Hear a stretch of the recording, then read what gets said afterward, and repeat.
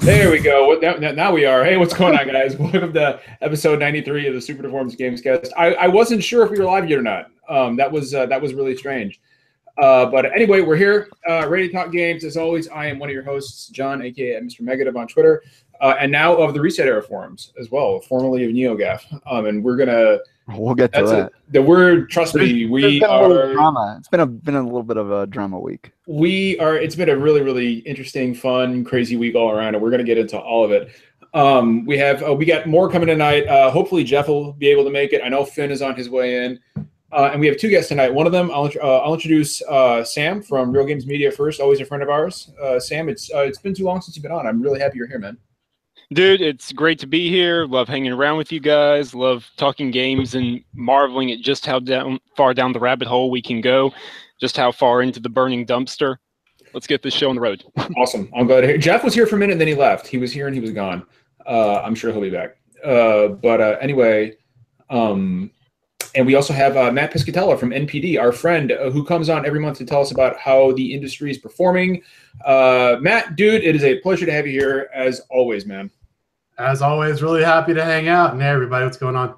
So, dude. How happy are you really, though? Like, on a scale of 1 to 10, like, looks pretty happy. Yeah, I mean, I've been sitting on that Destiny 2 information for about a week and a half while the internet ate itself. And I was like, you idiots, just wait a minute. Just wait a second. But I'm just glad that it's finally all out and I'm free and it's all good. Well, now you get to talk all about it, because the reason we have Matt on, other than the fact that he's a super cool dude, is Matt, of course, as everybody knows, and if you don't know, if you're just tuning in for the first time, Matt works for the NPD group. So every month, Matt comes on our shitty little dumpster fire podcast, and he talks about how the industry's doing. He talks about sales, and that is what he is going to do right now. So Matt, without any further ado, why don't you give that big info dump you've been sitting on for so long? We're ready and waiting to talk about. Wow. Okay. Well, hey, everybody else, by the way, what's going on? Okay, so the big data dump. September was massive. The biggest September growth in history on a year-on-year basis. Good Lord, seriously? Yeah, and so for console software, it had the biggest year-on-year growth in history for a September. Destiny 2 was bigger than Destiny 1, became the best-selling game year-to-date, became the third best-selling game of the last 12 months combined. Rip PUBG. That's fucking unbelievable. PUBG is a little difficult as we don't track PUBG because they're not part of the digital leader panel, so true.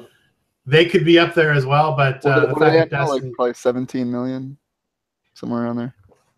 Yeah, so you split that out for US, and then you do the math on the price point. It's probably top 10, but I don't know if it beats Destiny. That's how big it was. So you have that, and then you have NBA 2K18, which is the best-selling sports game of the generation in terms of the launch. Yeah, so you have these two games that are these massive, massive hits. And, of course, these are the two games that everyone's pointing at right now and saying, oh, loot boxes and MTX, and oh, God, oh, God, oh, God. Yeah, we see how that worked out. Jim Sterling had a great video yesterday basically telling me, no shit, Sherlock. These things take time to really develop, and someone doesn't like them now doesn't mean they're not going to buy it today. It means they're not going to buy it 6 months from now. He might have a point. We'll see how it goes. But for the meantime, a really stellar month sales-wise.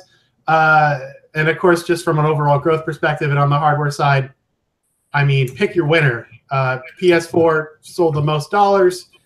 Nintendo Switch sold the most units of the new gen stuff. SNES Classic sold more in 1 month in dollars than the NES Classic has sold life to date. And you still can't find it anywhere. I mean, there's tremendous. If I could walk in and buy one, I would. Yeah, there's just tremendous demand for the SNES Classic, for the Switch. PS4 demand is very strong. Xbox One X pre-orders seem to be going very well. And then you have these big software games coming out and hitting really big. Of course, on the other side, you have some software coming out that's not, so the winners and losers thing is still a very big thing. And, you have to be in the winners if you want to really win, because if you're not, then you're probably dead in the water. So that's still an issue. But for the most part, in terms of the overall spend, like, people love consoles and they love playing games, and that's just really obvious in the September data. So what I thought was really cool looking at the NPD release data was, and I didn't see a lot of people talking about this, and I wish they had, but Mario plus Rabbids is at number 5. And not only did that sell apparently very, very well, but I think that is the highest selling non-first party game on the Switch at this point, right? Yeah, and we don't even track digital on that. So you tack on digital, say, I don't know, 20, 25% digital on that, and the picture gets even better. So that is, it's great. No, it's fantastic. I'm really happy to hear that, because Mario plus Rabbids is that is one of my contenders for Game of the Year. I absolutely fucking love that game. I've got about 45 hours in it. It's just a phenomenal fucking experience. But I mean, like, speaking about digital, man, like, this is a question I meant to ask you. So we talk all the time about the kind of the growing nature of digital sales in the industry vice physical media, right? And we all remember when we got the UK figures for Destiny 2, the physical media, and people said, "Oh, well, it looks like it bombed," like it's because there's no way the digital split is going to make up for what it's lost. But here in the States, I'll admit, I was thinking the same thing. I was like, "Oh, well, sales are 50% lower." So yeah, it turns out this thing was top heavy fucking digital, and it sold more than the original Destiny did in its first month. So my question is like, obviously you can't tell us what the exact numbers were in regards to digital versus physical, but I was hoping you could tell us, like, is the digital vice physical split more than what you're expecting? And do you think this is something that is going to affect more games going forward, or do you think this is just because Destiny is basically an always online sort of MMO, or first person shooter? Yeah, so those games are going to lean heavier digital and heavier maybe even day one. There's a few things that are going on. So to answer your question, yes, a little bit surprised. This has been a trend going for some time where initial digital is getting to be a bigger and bigger share. Although the total pie seems to be increasing as well. So it's not just a cannibalistic thing. You're actually growing your audience and growing the available consumers. So it's kind of like a win-win there. But publishers are doing a number of things now to really incentivize that digital purchase up front. They're allowing for pre-order programs earlier on digital. All the big packages in terms of the gold editions and silver editions, those are being pushed digitally. Some titles you can't even pre-order physically from places like Amazon right now. So yeah, Madden and NHL, you couldn't even pre-order a physical version. All the EA Sports games you can't pre-order physically on Amazon this year. Yeah, and some games are even letting you play 3 or 4 days early if you pre-order digital or buy digital, right? So these are things I wasn't expecting. So yeah, it's accelerating. It's accelerating that shift, but at the same time, it's getting bigger. I had originally forecast around April of 18 where we'd see 50-50 total spend split. Oh, so this is way ahead of your margins, at least for Destiny, anyway. Well, yeah, for Destiny, yes, but total split is still far in favor of physical right now when you consider all games. Okay. But I'm still expecting to get to 50-50 of total spend sometime in Q2, Q3. But yeah, it was a surprise. It certainly surprised many analysts on the streets. I mean, I don't know if you saw a couple articles floating around where a lot of the big name analysts were saying, "Oh yeah, that's got to be down. It's got to be down." I'm like, well. Practically, I mean, everybody was saying that, right? Like, I mean, pretty much, from what I saw on Twitter and social media and various forums, pretty much everybody who tracked sales was like, "Okay, Destiny's down," and not only is it down, it's down more than I thought it was, or at least more than I expected it to be. I don't think anybody expected this to be. No. At least to have sold as well as it did out the gate. Because the way I was thinking it, and again, I'm not a sales analyst by any means, but I was thinking, okay, at this point, there's more competition. There are better games out there than there were in 2014. You're losing that 360 PS3 audience, and now you're just confined initially at launch to 2 platforms until the PC launches. So I was expecting lower, and I think Jeff, you had made those points as well. You were expecting Destiny 2 to be down as well, if I remember correctly. Well, I did mention the digital split is like way different now than it would be in 2014, and I also suspected because I know so many people who play Destiny, like that's just the kind of game people buy digitally, and especially that crowd is like they need to play it the second it unlocks. So I knew there'd be a lot of people with that preloaded, ready to go to start getting ready for that raid. So that didn't surprise me, but I did think it might be a little bit lower overall. So I am surprised that it actually topped the first one, but I knew that the 50% physical drop wasn't indicative of how much it was actually down in terms of sales and popularity.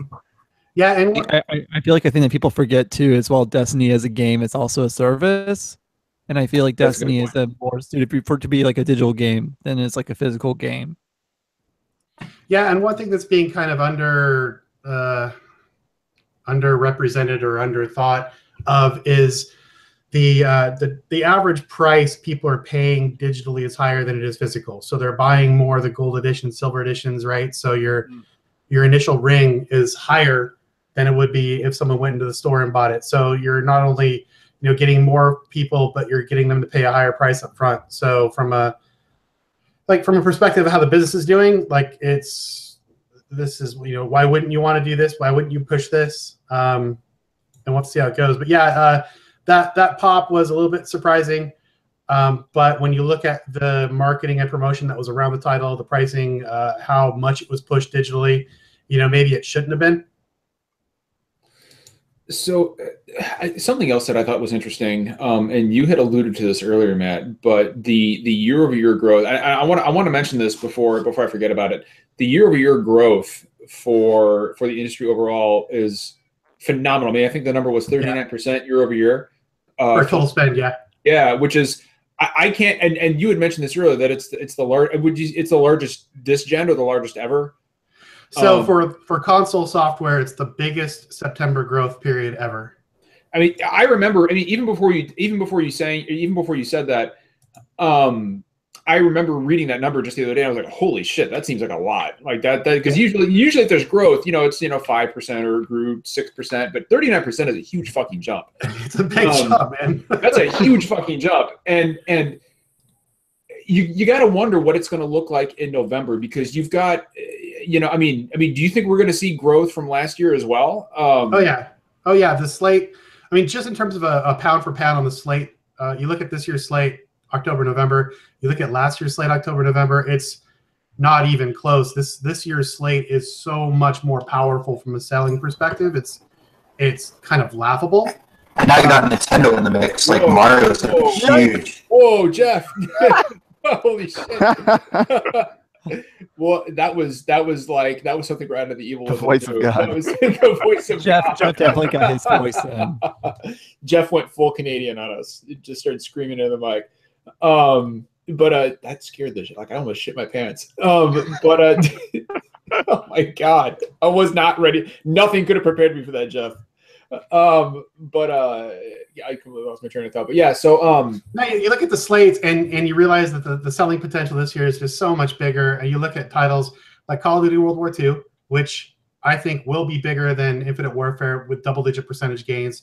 Battlefront 2, which will be bigger than Battlefield 1.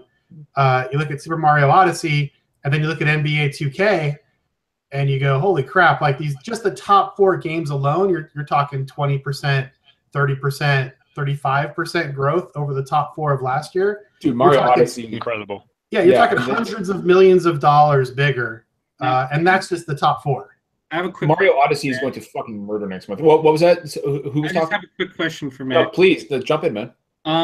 And this is just a speculation question because obviously there is no set answer for this, but based on just how stacked with major games October is, Matt, if you had to ballpark and give us your best guesstimate for what the top 10 will look next month, what would you say? Oh, I was going to ask that. Good question. I mean the top 10 for a year to date or the top 10 for October? Just October.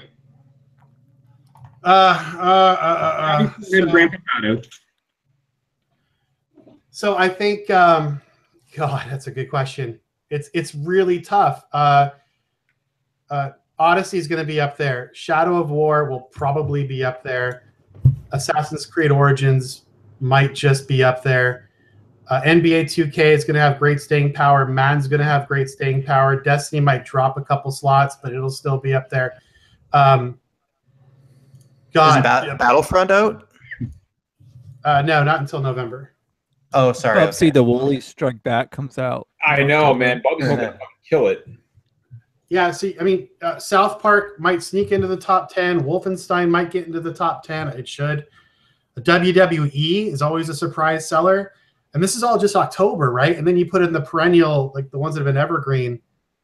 I don't know, man. Like, I'm kind of curious to find out myself. If I had to pick one, and I was thinking about this earlier, because we've got 3 games coming out tomorrow that are very highly anticipated and have been reviewed incredibly well by the press. You got Super Mario Odyssey, Assassin's Creed Origins, and Wolfenstein II, which is just fucking crazy. These 3 games coming out on the same day. I'm still trying to wrap my head around that. On a Friday.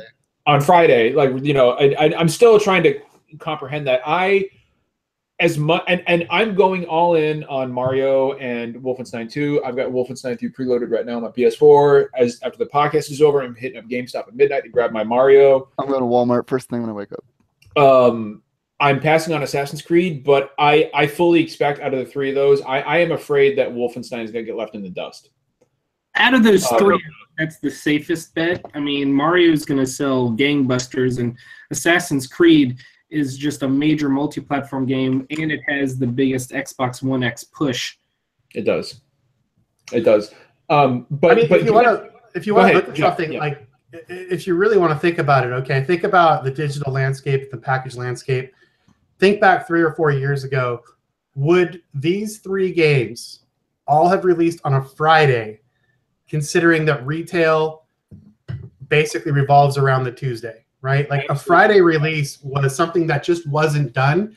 Nintendo could get away with some Sunday night releases once in a while. But, I mean, you just look at how games are being released, the day of the week games are being released, and you realize, oh, man, like, these guys don't, like, retail isn't their main concern anymore. It might not even be a big concern anymore. Now it's how do you really push the digital side and the direct sales side? Yeah. Yeah, no, I feel like a Friday release date is pretty popular now. I mean, music does it as well now, and they were doing Tuesdays like 2 years ago. Nintendo used to do Sunday releases. For like a bit. That always done a lot of Friday for their first party stuff. I think because they do like a worldwide launch. Yeah, they've been doing the Friday releases at least since launch day on the Switch. I think all of their big games have released on a Friday. Yep. But yeah, it seems like Friday's the norm now, and like when games come on Tuesdays or any other day, it's kind of odd now. I feel like Tuesday should be the release date of smaller titles, and because that's when the digital stores update, at least PlayStation. It's weird. Sony has Tuesday, Microsoft goes up on Wednesdays, if I'm not mistaken, and then Nintendo updates on Thursdays, and then games release on Friday. So really, when you look at it, you have a new game coming out almost every day of the week. Yeah, and if you look at the games that come out on Tuesdays, those are the games that need retail the most still, right? Yeah. So you can kind of get a sense of where the game is positioned a lot just by looking at the release day of the week as well. It's just fun when you go down this rabbit hole of thinking about distribution and shipments and where things are going and how things are being bought and how many units are being bought and how many are being made and how are they being pushed digitally. Like, the whole equation has just gotten so turned upside down versus even 2 or 3 years ago. It's remarkable. We're going through a very distinct change in how the video game industry works, and it's happened in the last year. And we're sitting here experiencing this transition. Microsoft tried to force this in 2013 and got significant pushback from retail and fans, but now, like, it's the norm. That digital transition is happening, and it's coming from consumers, right? Like, that future that Microsoft pushed for the original Xbox One, that's happening. It really that's going to be done in 3 years. That will have been completed. It's kind of like when Sony released the PSP Go, like back in 2008, 2009. They were pushing digital for that, and everyone's like, "No, we don't want digital." Yeah. And then the Vita comes out, and then like everyone wants their game digitally, like on the go. It's funny, right? Like I'm kind of on both sides of the fence, right? Like, I can't remember the last time I bought a physical game for the only time I ever buy physical for the PS4 is when there's like a sweet special edition, right?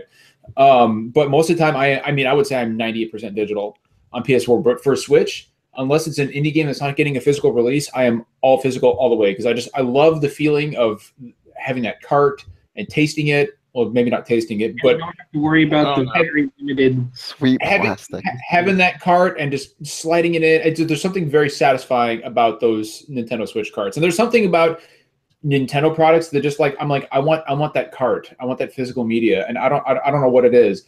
But one more thing about the Friday release date, just for jump in.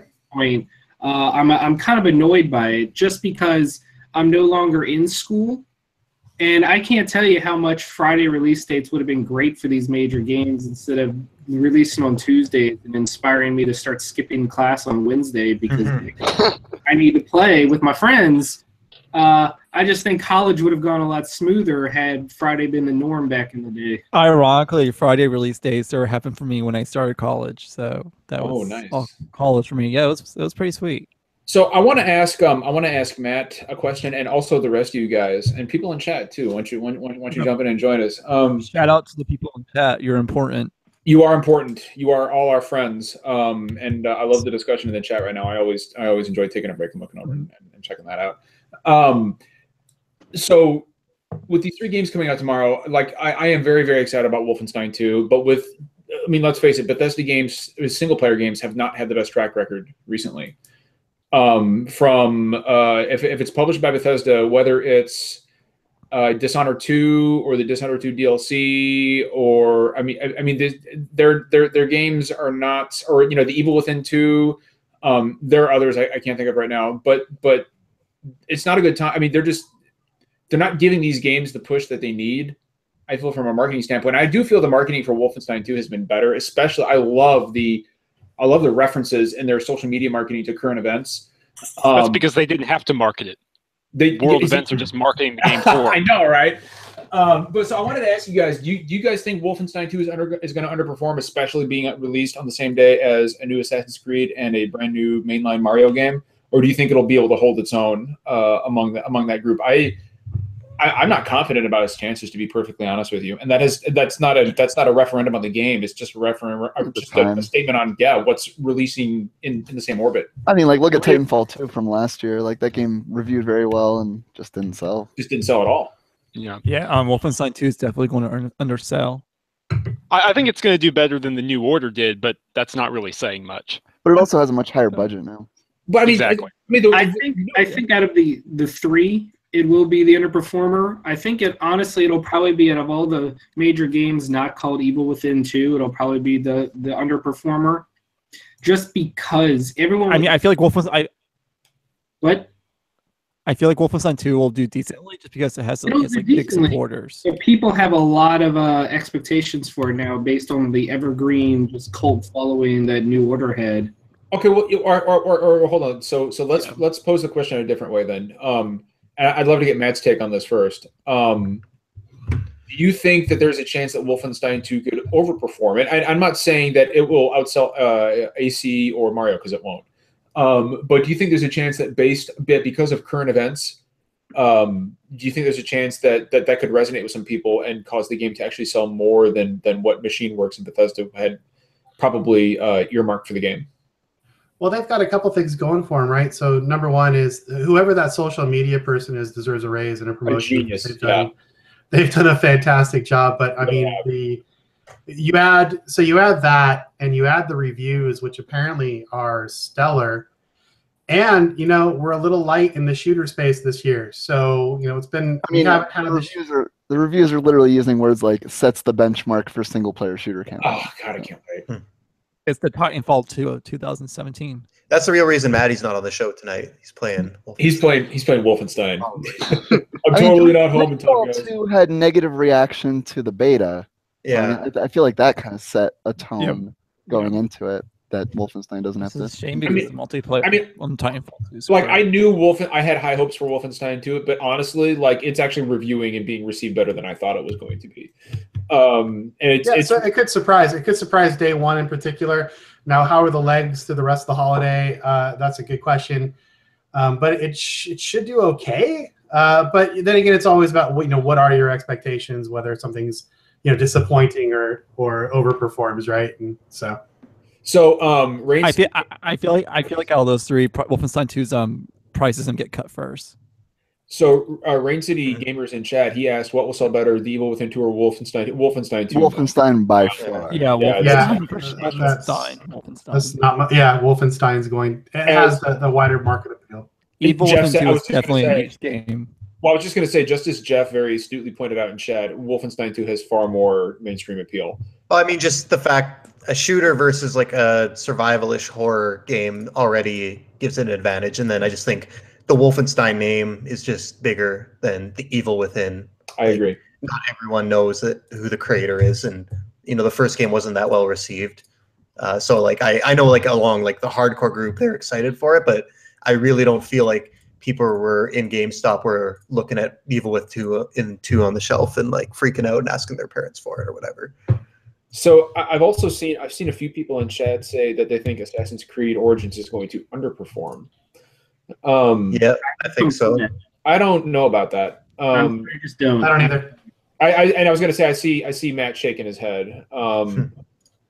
It wasn't too long ago that Assassin's Creed was the second biggest franchise in video games. You have a lot of people that haven't played it in a while.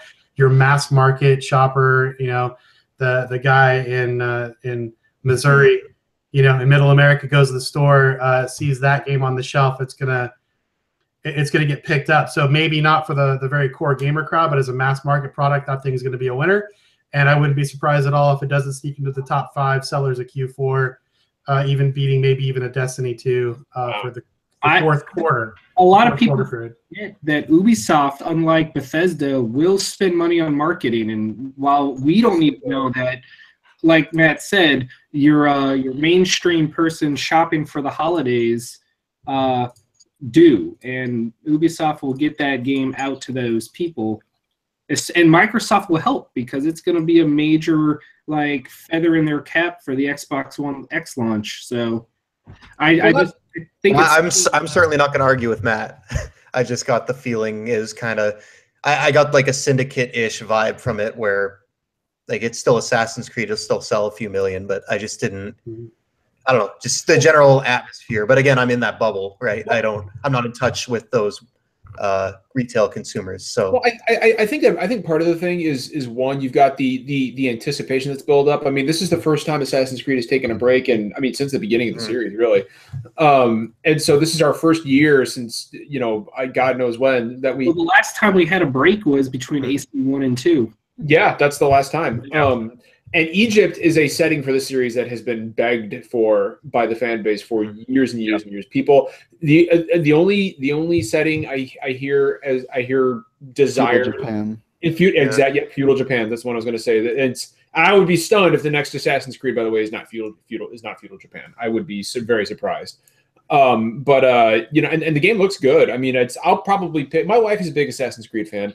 I'll probably pick it up at some point. It's just not a priority for me with everything else coming out. I mean, I'm a huge Mario fan, so that's what I want right now. And of course, Wolfenstein 2 just resonates with me on a personal level. I feel like Wolfenstein 2 is going to be a big deal on the Switch when it comes out next year.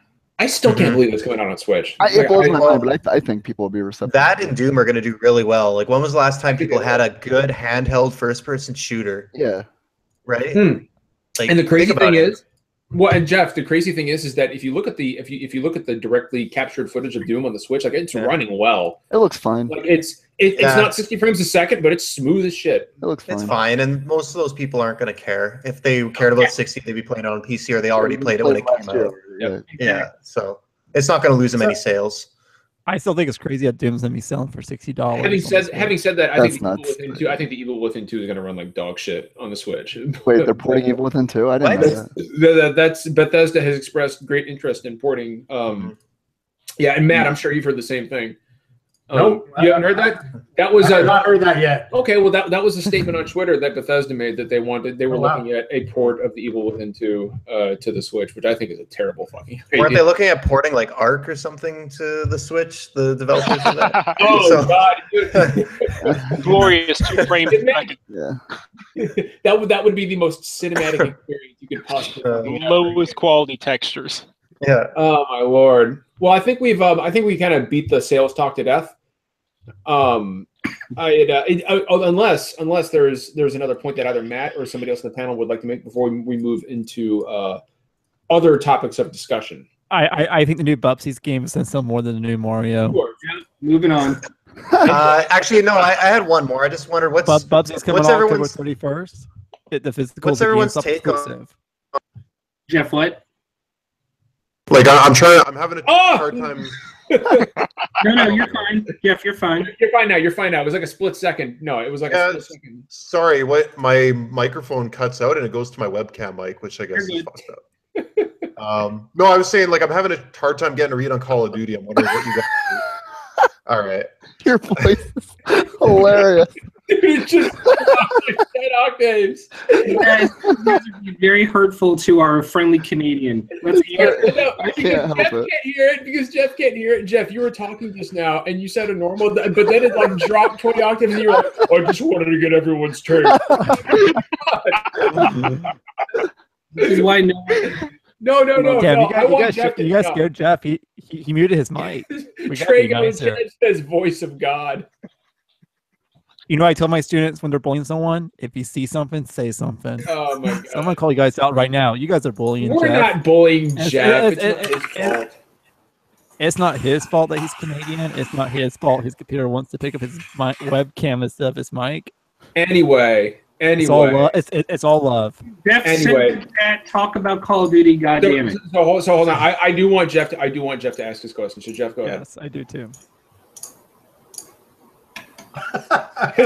I'm afraid to talk. No, please do it. Just please, let's hear it. He's so nervous. Now he can't hear you at all. Oh, great. All right. That's very quiet. Now you know what, Jeff? Why don't you type your question? Yeah, why don't you type your question in the chat, and then one of us will say it out loud. Yeah, and then we will, and then you can fix it. Says in chat to talk about Call of Duty. That was hilarious. How do you guys think COD will do this year? Well, Matt said it's going to do great. I mean, it's going to fucking sell a lot. Don't underestimate the predictions thing before E3. I did a predictions at Q4. Had Call of Duty as the #1 game of the year again. Had it growing by, I think I had 20% at least. I'm looking to see what my actual prediction was. But I have a feeling this thing is going to do exceptionally well and really get the series back on track. And let's see, 25% growth versus Infinite Warfare is what I had predicted. That's well. Do you think this will outsell? Because I had kind of a bet with myself that Destiny 2 was going to outsell Call of Duty this year. What do you think? To be the king, you got to beat the king. I don't think anything beats Call of Duty until it does. I guess that makes sense. So I guess my question. And I want to take Jeff's question a step further. So obviously, with Call of Duty this year, we're going back to boots on the ground, which I probably won't get at launch day because I'll still be, knee deep in Mario and Wolfenstein.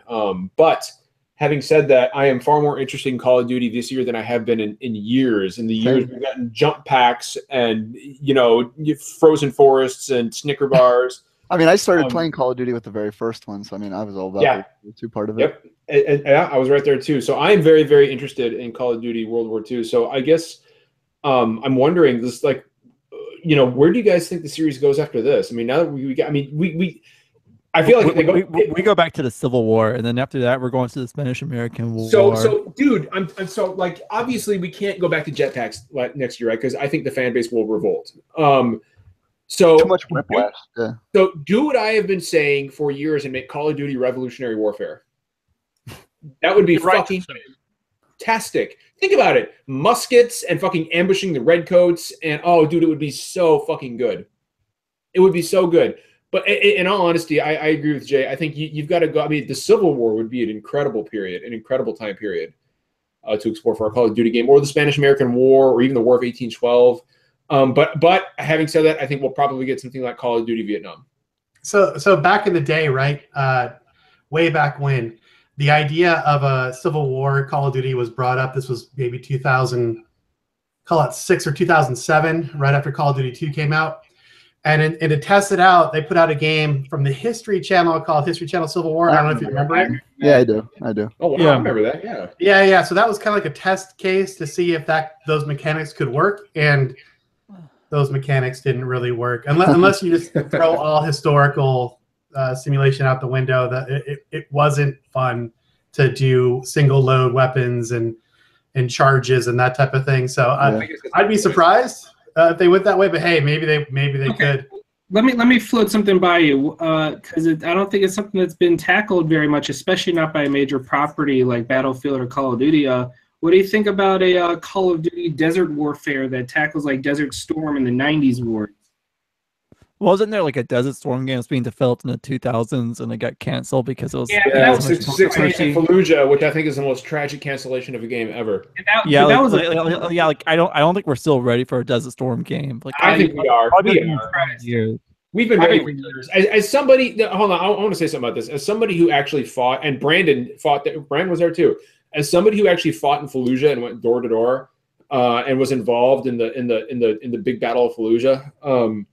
I would love a game. I mean, there was a book that was written called "No Better Friend, No Worse Enemy." That was about my battalion's experiences in Fallujah, and I would love a game that actually explored that, because the game itself was set up to be like a survival horror game. As a war game should be, honestly. Exactly, and that to me was, and Brandon knows, like they brought in U.S. Marines to. I remember reading all about it. I was still in while they were making it. And then they were like, "Well, no, it's too soon. We and so they canceled it." I'm like, "No, we have to. These are stories. We have to tell these stories." I was very much looking forward to that game, but the one thing that makes me happy, I guess, that comforts me, is that the developers weren't very good, so it probably wasn't going to be a good game anyway. That's a good point. But I mean, imagine it in the hands of somebody like Machine Works, for example. Machine Games. Somebody who knows what they're doing. Yeah. I mean, it was, and I think it was supposed to be third person, right, Brandon? I think it was. Game, yeah.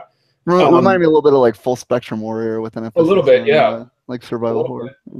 But anyway, I didn't mean to derail, but like every time somebody brings up 6 Days in Fallujah, like I get all nostalgic. I'm like, oh man, that's the game that we never got. I was happy getting Spec Ops: The Line. That's why I think we'll get a Call of Duty style game in that conflict sooner rather than later, just because, like you said, they're not going to want to jump back to future tech, and they can't keep going back to World War II again. I think it's a safe bet. It certainly makes sense. I mean, they know the fan base will revolt if we get jetpacks and lasers and spacecraft. I think that's not for years. I hope they won't touch that with a 39.5-foot pole for a very, very, very long time. And well, they shouldn't. But who knows? I was tapping something real quick, and I didn't want you guys to hear my Call of Duty World War II out in stores soon, otherwise known as Call of Duty Wii. Fantastic. That's Jesus. Anyway, time to stop the Call of Duty and sales talk, and it's time to move on to what has been going on a certain forum that people may or may not have heard of. A very small forum called NeoGAF. Can I go get my fiddle? Did you guys know that neo means new? So are you saying we're going to reset the topic? You could say that we're going to. A lot of things are going to get reset. This is a new era. It is. Yeah, it's almost like we're resetting the era. So yeah, let's dive into this. So everybody knows NeoGAF, or at least if you are involved in any one gaming, you probably should know about NeoGAF. Yeah, people Trago and chat a new era. So I'm trying to figure out like the most delicate way to approach this. Right. So it has been known and rumored, at least for years, that the owner of NeoGAF, Tyler Malka, who is, of course, he posts as Evilor on the forum. There have been a lot of sexual harassment / assault allegations that have swirled around him for a long time. And I think, somebody correct me if I'm wrong. At least 5 years. Yeah, about 5 years. And somebody correct me if I'm wrong. Like, I think he admitted to grabbing a woman inappropriately in Spain. Am I correct? No, he didn't admit it. I mean, he was bragging about it. He was telling us. Okay, he was bragging about it. Okay, it's even worse. Yeah.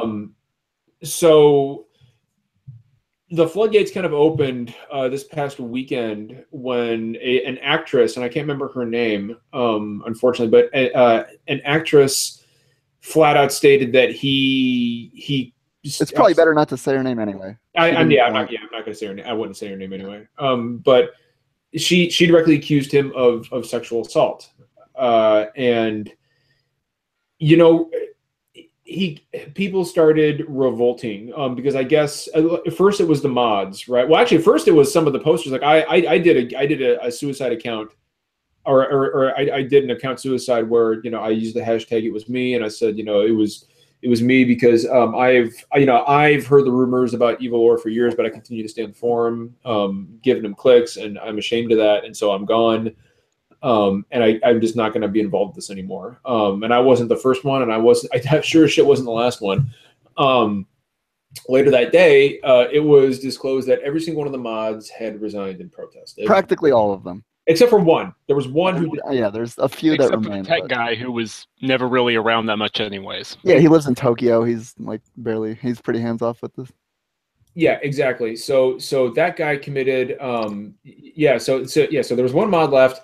And then a bunch of guys like Shinobi, our good friend Shinobi, Z Huge, both of whom are friends of this podcast and have been on. Shinobi was almost on tonight, by the way. He had a last minute thing he had to do. I'm sure he's got a lot on his plate. He's got so much fucking going on, dude. Nibelian, a lot of very well known games or a lot of very well known posters from GAF, and so some of the good mods as well went over and they started a new forum called ResetEra. And which is up and running right now. They after a very successful launch last night. Very successful launch. It's been about 24. It's been up for about 24 hours now. It's hopping too, dude. Like ResetEra is hopping already. Called ResetEra? I thought it was ResetEra. It's ResetEra. Yeah, that's what I thought. Yeah. Okay, that's the E is capitalized. It's era. Yeah. It's ResetEra. And I have seen individuals on Twitter asking for Scoops, Patrick Klepek over at Waypoint. He was asking for a code. So it is something that is catching on. And of course, I think most of us are on it at this point. I know Finn, you're still waiting for your code, which you'll get. You'll get it. But I think the rest of us are. I think the rest of us are in. I got a hookup from Nibble. Yep. Once again, I'm still waiting. But I'm sure it'll be soon. You'll get in. So what's interesting and kind of unfortunate about the situation is not only has ResetEra kind of already really caught hold and is really kind of growing rapidly at a much at least at a much more rapid pace than I had anticipated. But NeoGAF seems to be collapsing into a fucking singularity of gamergators and alt-right individuals. Yeah, I don't reckon. I mean, I've gone back to GAF. Like, I didn't suicide my account. I'm just not going to post there anymore. So I've gone back and just looked at like the corpse of NeoGAF, and I don't recognize fucking anybody that's posting there anymore. I feel like on NeoGAF there's always like a thread on the front page. There's always about like the crybabies, how good is they've left, or like so how like thank God this place will only be about gaming from now on. It's like screw personal problems. Dude, I've seen posts like the SJWs are gone now. Snowflake is out there a lot. Snowflake cuck. I have never seen the word cuck on NeoGAF. I've seen the word cuck a lot. No, but now I have not seen it on NeoGAF until this week. And people are talking about the cucks are gone, the SJWs are gone, and notably, most of these individuals are not being banned. So when you only have one mod and a owner, it's probably very hard to keep. I mean, he's got more. I mean, I think they've got more mods now, though. They do. So here's an interesting thing that I think I like to point out is on NeoGAF now, you can't tell who's a mod or not anymore. It's just hitting away. Sure about that because there's one guy. He $30 pasta. Yeah, they said in the statement like that mods won't be like known anymore. Like they're not gonna be like members, so like they won't have like the red icons, red tags. Yeah. So I feel like here's the thing, right? Like, so the website was taken down. I'm referring to NeoGAF. The website was taken down for a full almost 24 hours, I believe. Right? It was up and down. It was it was at least 12 hours. Yeah. And dude, people were posting some of the funniest shit I've ever seen. Like just trying to get banned, and like people were throwing like porn up there. Like it was like I've never seen GAF in that state. Like it was unbelievable. I thought my sides were going to collapse watching all the different troll posts. It was beautiful and terrible to behold. Like Evil War, people were like, hey, here's here. I'm starting a really deep discussion. Then you click on it, and it's like Evil or retire, bitch. And okay, yeah. So Jay's actually got the statement about moderation right here. It says moderation will also see changes over the years. Moderators change from simply people who. Oh, I lost it. Where'd it go? Where'd it go? I got it. Never mind. Moderation will also see changes over the years. Moderators change from simply people who made sure discussions stayed civil into personalities. It's because of that many were targeted for harassment and other things, which we'll get into in a minute. This shouldn't be happening to them. We've taken action to protect these people by making moderation anonymous. There will be no more red names that single them out, nor will be there a list of who is one. So speaking of moderators getting harassed, one of the reasons the rollout of ResetEra was delayed by an entire night was because apparently a list of individuals on the site associated with the site, including all the moderators, had their personal names leaked to a hate website, which I heard was run by a bunch of neo-Nazis and Gamergate dudes and alt-right dudes. Which is the kind of people that would give a shit about a forum opening up. Exactly. Yeah, video games, right? And you know, somebody in chat, I think it was, who was it in chat? I just saw this. Somebody, yeah, Bearclaw Gaming, who's Zach. Zach's a good guy. He says Tyler just cares about ad revenue. He doesn't care if it comes from alt-right scum. I 100% agree with that. And I think one of the biggest problems with this whole situation is not even. I mean, like the sexual assault stuff is the worst, but what was almost as bad was his utter refusal to apologize for it or accept responsibility for it or act in the slightest bit contrite about it. Like instead what he did was he made a statement and he basically blamed it on her. He called her psychotic, I think was the word he used, or he called her mentally unhinged. I mean, mental issue. Like, yeah, basically called her crazy. Yeah, called her crazy, blamed the whole thing on her, said that nothing happened.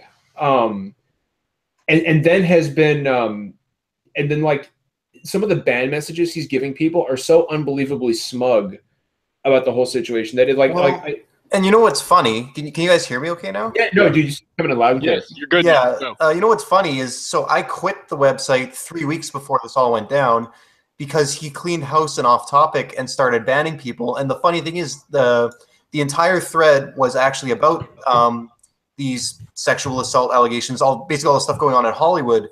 And he was basically saying, well, you know, unless there's proof, we shouldn't start a witch hunt on these people. And everyone was saying, like, you're way off base here. And anyone who disagreed with him was just being banned. And he banned the best people from off topic, like Bronson Lee, George Oscar Bluth, like all the movie people there. So I was like, well, fuck it. Like, this isn't even, you just lost all the best members of your community. So, and it's just hilarious that what actually ended up imploding the site was directly related to that topic. Yep. So now you look back and you're like, oh, well, that all makes sense. It all makes sense. Yeah. I mean, it's like, dude with his history, I don't understand how he thinks he can get away with trying to deny it and try to blame it all on her and all that. Because it's like, you have this, it's not like this came out of the blue. You have this history here of repeated allegations. He was involved in a revenge porn thing from 2006, and then like he admitted, not admitted, but bragged about like pinching a girl's ass at a bar in Spain in 2012, 2017. That's what it was. So yeah, that's like every 5 years, it's like, oh hey, Evil is a huge scumbag. So here's my other thing, right? Is that he, you know. I can't remember who was it that asked, you know, why is he doing this? Somebody just asked why is he doing this, or what makes him feel like he can do this. The reason that he feels like he can do this is because, well, it's two reasons. One, hubris, and two, because he can, because people on that side, I mean, you guys saw it today. People are willing to hand wave it away and say, oh, well, you know, we shouldn't believe the victim right off the bat. You know, like, what does she know? She's probably just crazy. We don't know what happened. You know, ignoring his history of incredibly troublesome and troubling behavior. That's the weird thing to me. It's like, you know, I get if you're friends with someone and you know them and you want to go to bat for them, it's like you're fucking giving the benefit of the doubt to this guy you don't even know with his history. Exactly. Like, this rich guy who travels the world off the back of a forum moderated by other people. Well, and that's the thing too, is like, you know, Tyler, he didn't really have that much to do with GAF. He didn't post often. He is the guy that organized a fundraiser to get the servers back online after a crash. That is all. That's what he did. And you know, I mean, it was the guys. Speaking of NeoGAF, off-topic discussions back online. I heard about that actually. I heard about that.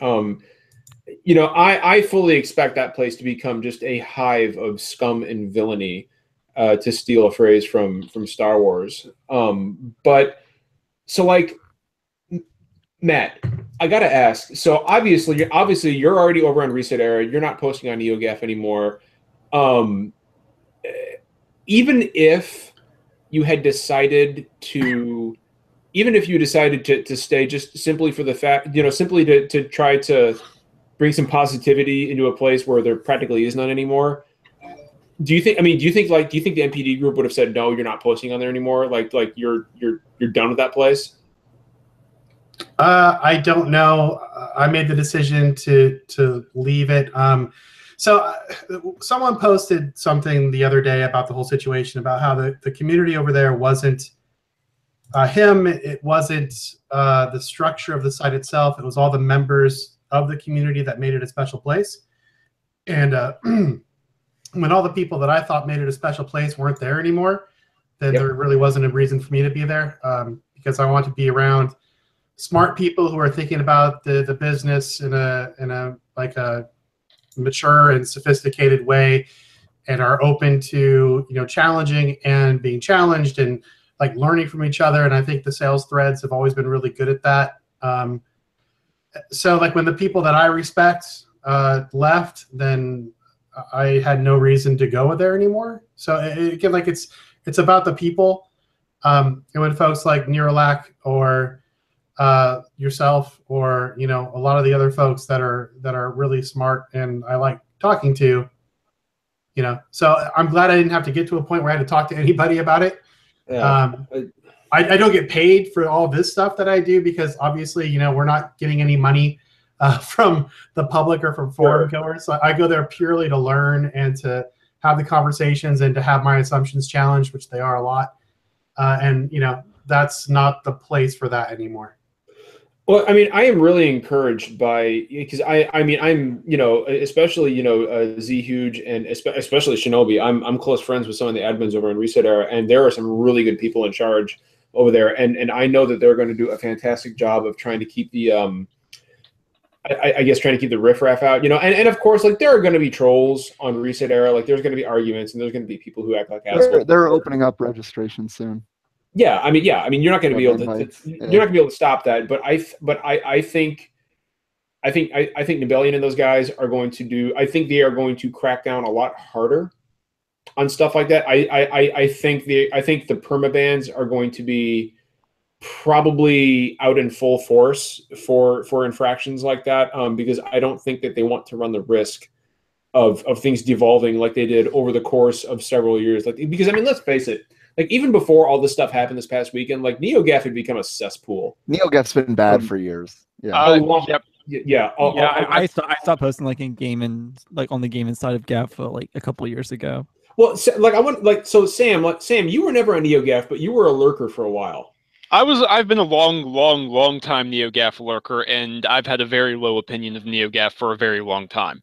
And as the months rolled on over the last couple of years, nothing that really happened did much to re-encourage me or to rebuild my faith in the community there.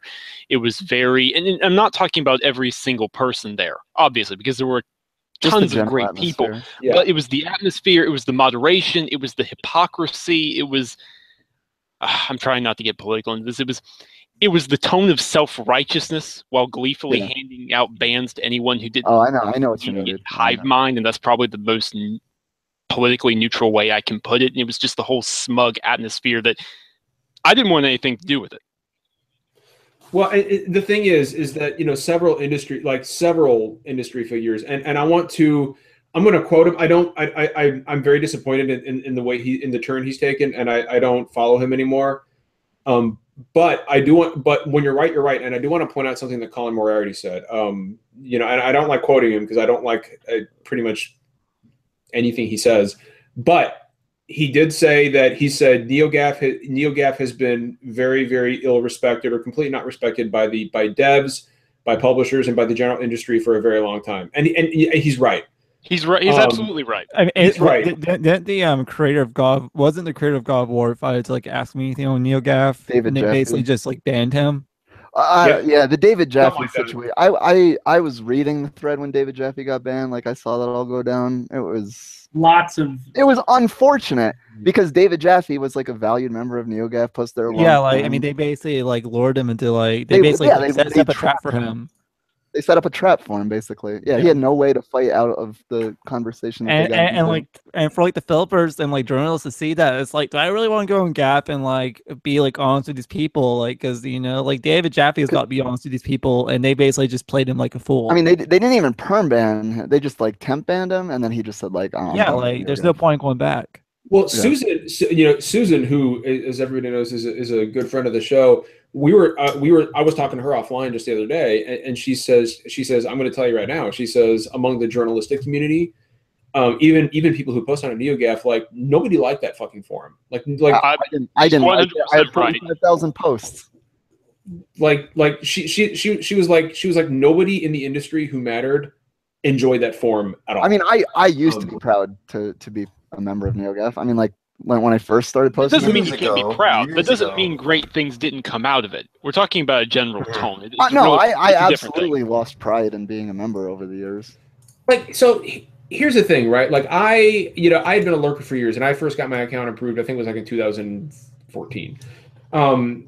And I was thrilled, right? Like, and that was about the time that NeoGAF started going downhill. It did. I think it started going downhill in the summer of 2013. It was like about then, time around there. It was just. I was super pumped about being. I was like, oh man, I'm on NeoGAF. Like, there's developers on here, blah blah blah blah blah.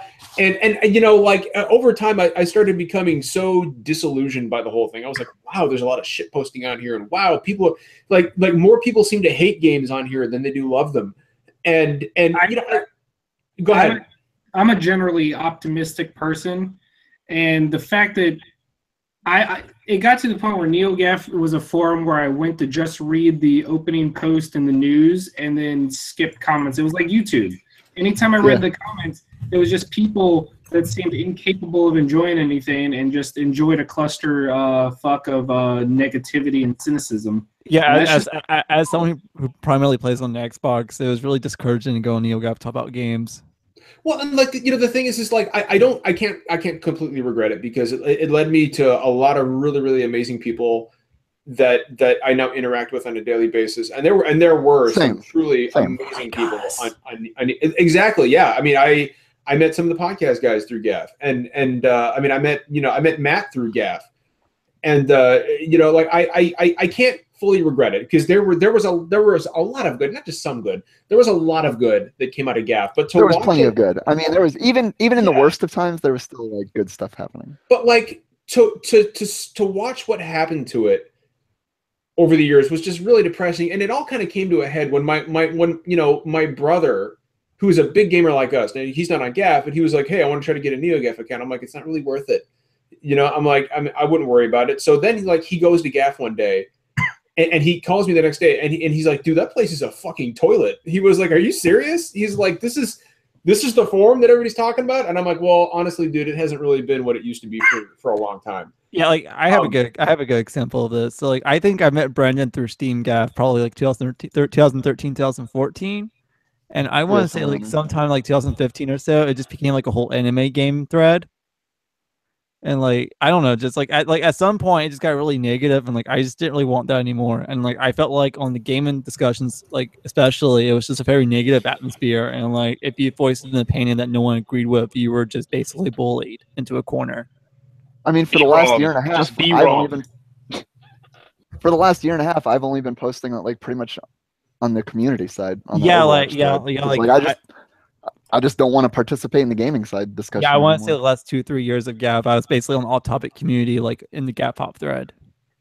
Well, and I would try to be reasonable, right? Like everybody knows that I loved Final Fantasy 15. I thought it was a great game, and some people didn't, and some people did, and that's fine. Like you are allowed not to like a game, and you are allowed to disagree. But and this is just one example out of many, but every time there was a Final Fantasy 15 thread, I was like, oh, cool. There's a thread about my game of the year. And I want to go in. I want to talk about it. And you couldn't get 2 posts down without somebody coming and saying, if you like this game, you have shit taste. You know what the fuck you're talking about games. This game is garbage. It's shit. You're not supposed to like this game. And we are not going to have a rational discussion about the pros and cons of the game. And that was basically every official thread for any game in a nutshell. There was no any kind of civil discourse at that point had been completely done away with. Yeah, I mean, I hope ResetEra like really like puts their foot down on that and be like, okay, this game is bad, but it's bad because blah blah blah. But I respect your opinion, kind of thing. That's why that's why I am going to make it a point on ResetEra to be polite and to be accommodating and to stress the idea that look, even we can disagree, but we can do it in a civil manner. You know, like ResetEra is supposed to be the polar. ResetEra is supposed to be GAF as it should be, or as it should have been. You know, that's the whole idea behind Chase spamming something in our private chat right now.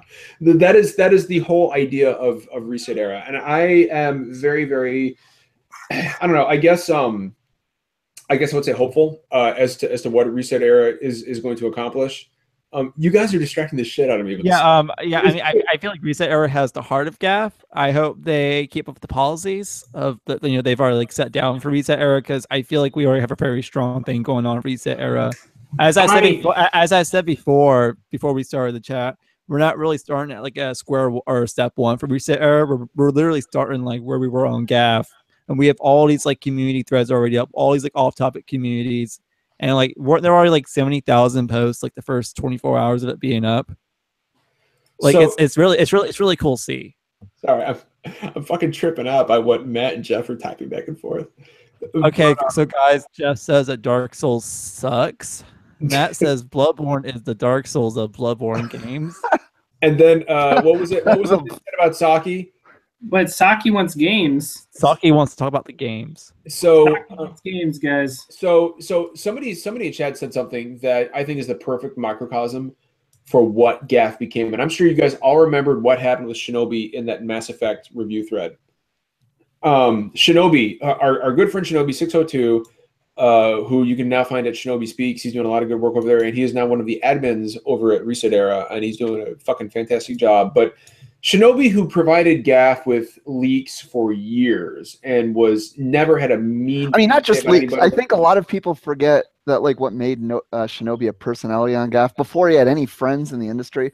He posted fucking every news article that was out there for. He probably did it for about a year. And he did lots of he put a lot of work into threads. Like he would always do those like games of the month type thing where he'd post all the big releases and stuff. And he wasn't just a leaker. Like nobody remembers that though. But and it was through his personality on GAF that he made friends in the industry. That eventually got him friendly guy. Exactly, Brandon. He did all that just through his hard work on GAF and being friendly and being a nice guy. And he never mixed it up with anybody. He never lost his temper on anybody. He never told you, "Oh, you're an idiot," or "you're a zombie for liking X game." And I sure did. I know I did. I'm not perfect. Nobody is. But Shinobi is genuinely one of the nicest guys on not just on GAF, or he was one of the nicest guys on GAF, but he's just one of the nicest guys. Period. He's an incredible dude. He really is. And he genuinely loves Mass Effect. Like he loves Mass Effect. That's his thing. He loves it. And you know what? And he came out and he said, Mass Effect Andromeda, it's not perfect, but there are so many things about the game I love. I'm very enthused to tell you guys about them. And what happened? The forum that he had worked so hard for years completely fucking chewed him up and spat him out to the point where he left. Like he left, and that was a huge loss for GAF. And I sat there in the forums and I just watched it happen. It was a huge loss, and if you don't think it was, you haven't been posting on NeoGAF long enough. Yep, exactly. It was a losing Shinobi was, in my opinion, almost the beginning of the end. You see, like I wasn't really posting in gaming like discussion all that much, so I didn't really even notice that Shinobi was like out of GAF, which is probably a very mean thing for me to say because I like Shinobi, but I never noticed it. I mean, Jesse in chat right now, he says, I still see him playing Mass Effect Andromeda. He genuinely likes the game. Yeah, he does. But you know what? The fucking hive mind on GAF says that's not allowed. We don't care who you are. We don't care how nice you are. We don't care how much you've done for us or how much you've done for this forum. If we tell you that you're not supposed to like a game, then you are not supposed to like it, and we are not going to have civil discourse on it. Basically, and that's the negative that's like the negative reception that GAF has like earned over the past few years, is that it's this fanboy thread. I mean, this fanboy forum, and people agree on one thing and one thing only. There's no civil discussion, and like that's a very like negative and not healthy thing for a forum like NeoGAF. Well, and Jesse in chat, he hit the nail on the head. He said that's when I really turned on GAF, and I think that's when a lot of people did. I turned on GAF when Evil Lord say he didn't know Emrax's real name. Oh God, we're doing. Oh, let's not even get into that. That was. Yeah. I don't want to have that. That's a whole nother story. We're not going to talk about. Let's talk about Mario. It's out tomorrow. Yeah. Okay, so pretty much Tyler. Hold on. Finn has a question. Okay. I want him to ask it. Sam. I assume you are getting a 1X. I believe that is without question. Correct. Correct. So are you going to be playing games like Wolfenstein and Assassin's Creed now, or are you waiting for the enhanced version? I'm waiting, but it's not because of the enhanced version. I mean, I literally just got done reviewing Shadow of War, and I'm still having an absolute blast playing that. I didn't wait on that. It's more because A, my budget, and B, my test in college. I was hoping too much stress right now. And then it's like I am the AEIC of RGM as well, so I have to be updating articles and training new people constantly. So it's like I have to pick and choose what I get when I get it. Gotcha. I don't know what's worse, the fact that I thought I was going to make it through one episode without seeing fucking sock, or the look of childlike joy on Matt's face right next to yours when you saw it. Like, man, I love Saki so much. That's just so much positivity that gets thrown in. Saki loves how much you love Saki, Matt. Oh God, hi Saki. This is the worst. This is now our new goal is to get a Saki community thread going one day. Oh, we need to build up the fan base a little more. If somebody in chat, I'm not telling you what to do, but if somebody in chat wanted to start an SDGC official thread, I'm not going to tell you shouldn't, and I'm not going to tell you can't. I feel like we should get permission from an admin before we do that. Before we self. I will talk All I'm saying is, if someone wanted to make a thread where people create photoshops and gifs of Saki, then I will consider myself the happiest and luckiest person on the planet. All right. We will all embrace the love she of wants Saki. to say Saki. I'll tell you what. I'll tell you what. Right here, right now. Oh, look at Matt's dog. Yeah, she wants to say hi to Saki. What a great dog. I will. Brent, it's a good dog. That dog's a 10 out of 10. I will make a deal right now. The next bet I make on a game, if I lose, I will make my ResetEra avatar Saki for a month. Oh, yes. That's what I'll do. That is the concession I will make. But you know what? Jeff made a good point. I do want to talk about Mario. Coming out in exactly a little under 2 hours. Of course, as soon as the podcast is done, I'm going to run to GameStop at midnight and grab my copy and come home and play it. So right now, the last time I checked, it was at a 98 on OpenCritic, and a 97 on Metacritic. I mean, and there are reviews out there calling this the best Mario game since Mario 64. And that's insane. I have seen several reviews refer to it as better than Super Mario Galaxy, which up until now I would say is the pinnacle of Mario, and I don't think there's really any arguing that. Although I'm sure you guys could find a way to fucking argue with me about anything. Well, Jay will argue, but that's because he's a trash person with trash opinions. Well, that's not, we're not getting. I'm not getting into that. But who here on the panel and who here in chat is picking up Mario Odyssey tomorrow or tonight? Right now, I'm right after this is done. I'm heading out. I'm going to be reviewing it without playing it. 3 out of 10. Too much hat. Hell yeah! Actually, that's the way it's done. That's the way it's done. John, I have to tell you, Saki wanted me to let you know that she is very upset with Mario Odyssey and has a vendetta against it because it's a hat and not a sock, and it's the wrong part of the clothing spectrum. Okay, I'll tell you what. Then in that case, you should get on the internet and find somebody to mod that boot from Super Mario 3 and make it Saki. Oh my God! Well, too bad there's not a Wii U version for this to happen. That's what you should do, and you're welcome for that fucking idea I just planted in your head. Yes. But if somebody in the chat wants to make some art, that would actually make an excellent avatar for Saki. Would be Mario in the boot. Just make it Saki instead of that green fucking boot. But so did anyone buy it digitally other than me? Absolutely. I'm physical all the way, my man. Wow. Yeah, I got it preloaded. I'm ready to rock. I'm going to, dude, I've got to have that cartridge, man. I need that fucking, like, there is something about Switch cartridges or cartridges in general. I can't move past it. I love, because I've got that Nintendo Switch case where you can stick all your cartridges in those little slots, and I just want to fill all those things up, man.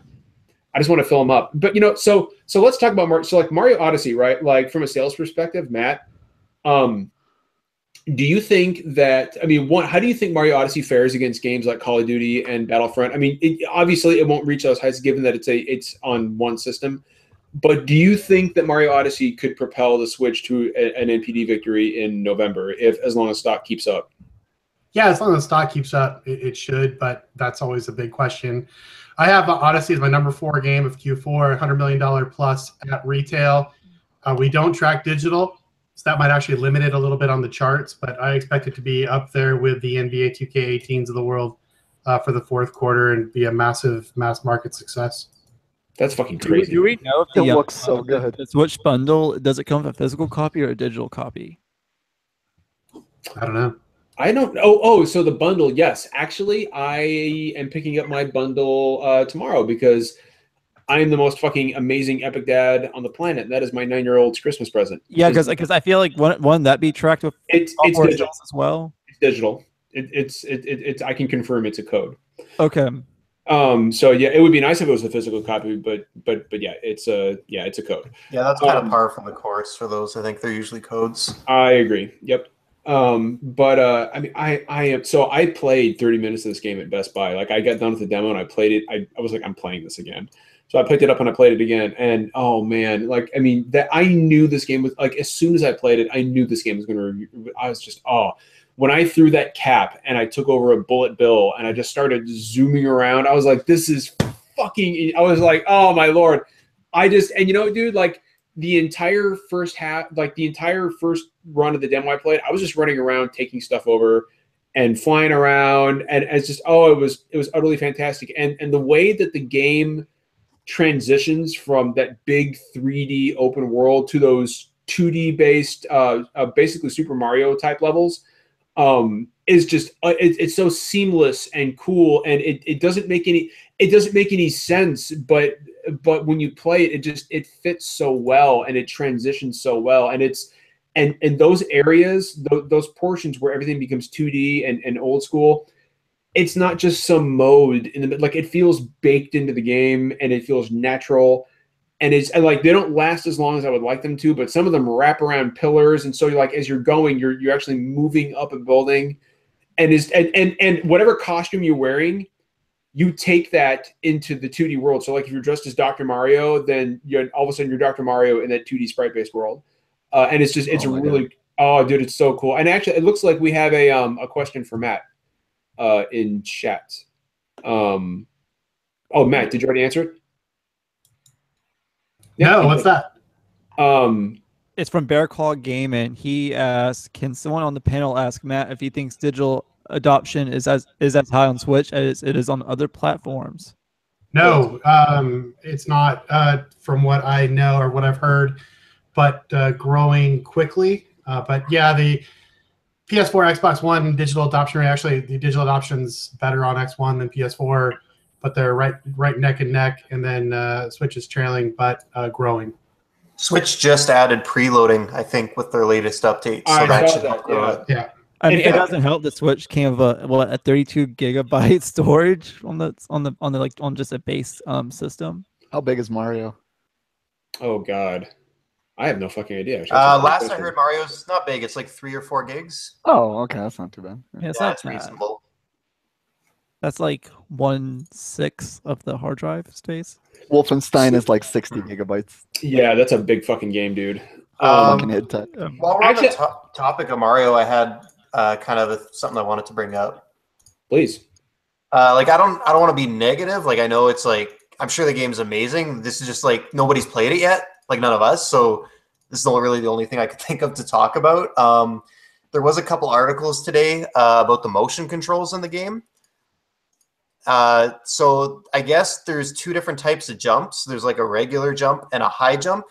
But apparently, this is what I read, the only way to do the high jump is to use the motion controls. So it's basically like, shaking the Joy-Con up, which I guess doesn't work well when you're playing it in handheld because you literally have to basically throw your Switch in the air and not let go. And apparently you can't disable it. So there's like that handheld problem and then just the issue of like accessibility or people who have disability. It's just weird to me that it's like, I get it for the Wii, everything was built around motion controls, but I feel like it's a bit of an oversight to have this just regular game. And it feels like this one motion control aspect is just kind of like shoehorned in there. So I don't know. I do remember reading about that. I saw pretty much every instance of it in a review I read said it is far from a deal breaker, but it is an irritant.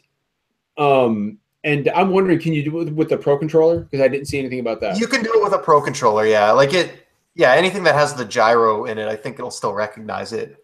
It's just like, I mean, it's designed like the system's half a handheld. Like it's just crazy to me that they didn't. Because then if you lift the thing up in the air to do the jump, you're not looking at the screen. So I don't know. I don't think it's a big issue. It's just like there's certain of the moons that you collect that are in a really high spot, and it's from what I understand, like you said, it's like maybe 3 out of every 100 you need to do this special jump. But it's just kind of weird to me that it's not optional. I just want to point out, by the way, that I just had a Steam notification pop up on my screen. It says Flunky's not playing Rocket League. So I just felt that way. Hi, JT. Glad you joined us. But it seems like Mario is going to be a big hit among the Nintendo community. Oh, it's dude, this owners. is fucking huge. Like, even though I am a Mario hater, and the only Marios I will defend are Mario Party 4 and Super Mario Kart, it seems like it'll be a blast for all the Mario fanboys out there. Jay, please. If you want a good platformer, go buy N++. It's available on the Xbox One, the PlayStation 4, and Steam. I still don't think you even believe that. I think you're just trolling the fuck out of us. But oh, hey, look, we got a question in the chat from Enrique, actually. He wants to know, is the decline in Xbox sales, I'm also trying to get Matt or Jay to stop talking about Mario. Is the decline in Xbox sales a result of the impending launch of the Xbox One X? So a couple things. One, they announced some earnings today that showed that their services and software are actually doing very well on Xbox despite the hardware slowdown over the summer.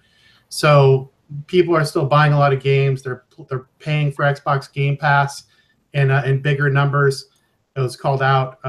So the strength is still there on the software side. So it's a question of hardware, and I imagine that there's some a little bit of an Osborne effect. If you don't know what Osborne effect is, a computer company back in the day in the 80s called Osborne announced a new model that would have better tech and a better price.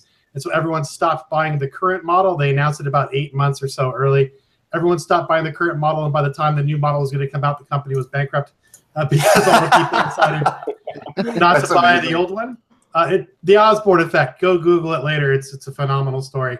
So I imagine there's a little bit of that where people were holding off, waiting to buy the box. So I'm optimistic because people are buying software and they're playing on the platform and they're engaged with the platform. So it's not at all bleak. It's just that it's been a little bit of a lull as the ramp to 1X comes up. So I think it'll do very well. I think it'll be a question of how much is shipped and how the people beyond the core can deal with the price point when there are competitive platforms out there at a better price for gifting. So we'll have to see just how much people are willing to pay for the best tech. Well, and what gets me is the fact that, like, so I don't know if you guys saw the Kohl's ad that leaked a little while ago, but it had the Xbox One S and the PS4 Slim listed at $199, which I think we were all probably expecting anyway. This Black Friday, this holiday season.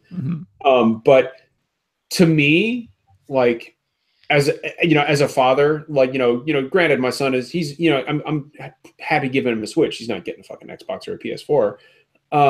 But as a parent, or even just as a gamer, the Xbox is the one console I don't own, and I feel like the gulf between the $499 Xbox One X and a $199 Xbox One S, I feel like for me and for probably 95% of the market, that is a complete no-brainer. And so I wonder if I wonder if that low price of the Slim, which is more or less coinciding with the launch of a much more expensive console, does that hurt the prospects of the X for the wider casual mass market? I mean, because you can take that extra $300 and go buy $300 worth of games or $300 worth of fucking something else. The X was never meant for the wider mass market. No, yeah. I know it wasn't. I know it wasn't.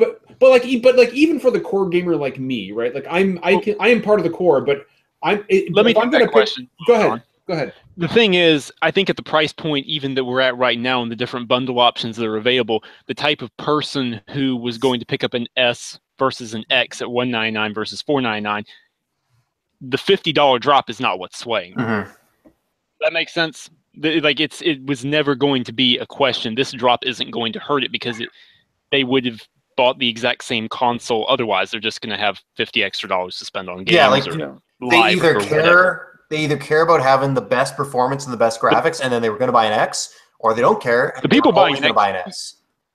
Exactly. Yeah. The people who are going to buy an S are always going to buy it. The people who are going to buy the X were always going to buy it. Yeah, I feel like there's two different groups of like Xbox owners. Like for example, my dad owns the launch day Xbox One. The S came out, he wanted the S, but he knew the X was coming out, and he really likes Xbox, really likes gaming, so he just held on to his launch day, Xbox. So that would go to an X. And there's people like me who just don't really care about all the graphical power and whatnot, and just want a more reliable console and cheaper, whatnot, and just got the S. And I feel like once the X comes out, we'll probably see, more sales because, those people who've held on for like 4 years will finally, put their money where their mouth is. Well, to me, the X has like two audiences going after. It's got 35 or 40 million Xbox One owners that they're trying to incentivize to upgrade, which I think they're doing a pretty good job with all the, the services, the backwards compatibility, all the Xbox One, like the native updates that it does just out of the box. And then there's also the people that I somehow don't have a next-gen console yet. So then it's competing with the PS4 Pro. It's not competing with the S or PS4. So is Microsoft differentiating it enough from that? Is that, increased fidelity and all those extra features, bells and whistles, the services, Xbox Live. Obviously, most of them are superior and better than what Sony's offering. Is that enough to justify that extra price tag and get them on board? But I think that's who they're going after. And, most of the big Xbox crowd, I think, will be there in the early months. Like Matt said, it's when you move into 2018, February, and the holiday season's over, are they able to still bring in those new customers? So what do you guys think is going to face the same fate as the PS Pro did when it came out? So here's my deal, and I would love to get Matt's take on this. Like, I think the Xbox One X is going to sell better to the core Xbox crowd than the PS4 Pro did to the core PS4 crowd. I really, even with a higher price point, I really do believe that because I feel like there is more excitement in the Xbox community for the X than there was in the PS4 community for the Pro. I'm not buying games, so. Yeah, what are they gonna buy? So they got some money. I mean, hey guys, I gotta head out. Okay, Matt, dude, take it easy, man. Matt, CFN. Matt, CFN, man. Everyone else, we'll see you next week. But have we ever had all three Matts on at once? We never have. I want to do it once, so that was really weird and confusing. Yeah. But I mean, that's a good point, right? Like I feel like there's more hype in that community for this new box than there was in the because like let's face it, right? Like the PS4 Pro came out and we were live streaming the Pro reveal, and I think half of us fell asleep. I mean, it was just boring and trite, and like there was no passion behind it. I bought one because it made sense for me. Like I had two PS4s. Like, okay, I'll trade one in, and and I've got a 4K HDR television, so why not? But I was never like, fuck yeah! I was like, oh shit, the Pro. It was just like, oh, it's the PS4 Pro, and it's uglier than my PS4 was, but the games look prettier, so that's fine. But I feel like there was a lot more, and I feel like Microsoft has done a much better job. Like silly catchphrases like perfect pixels and terrifying clarity aside, which I think are ridiculous. And Sony has done that kind of stuff too. Having said that, I feel like there's a lot more passion in Microsoft for the Xbox One X than there was in Sony for the PS4 Pro. The Pro almost feels like an afterthought for Sony. Yeah, no, there definitely is. I mean, there's like a whole tribe that they built around the Scorpio. There is. Yep. Yeah, I'm Scorpio branded. You are. But no, there's also, if I can I just interject really quick? I'm sorry to cut you off, dude. No, I think there's also a lot more developer excitement. They've been able to get way more developers on board for this thing as well. Is that true? I didn't know that. Way more. I don't have the numbers like up to date currently, but it was like 43, 42 games had PS4 Pro patches at launch for the Pro, and they're currently just look at The Witcher 3. Like, they weren't even going to do anything, and then they got on board with the X. They're like, well, we better throw our PS4 fans a bone. The support for the PS4 Pro has been disappointing to say the least. It feels like PS4 Pro was like a very last minute rush job. Yep. Meanwhile, the X been treated as such. Well, hold on. I want to let Sam finish making his point. Yep. Sorry. I was just going to say it's 42 games at the Pro's launch compared to, I think the X is currently sitting at 158 planned. That's fucking. And that number is going to rise way more. So plus that's a no-brainer as well. The enhancements it just brings without any update, right? Yeah. Exactly. Yeah.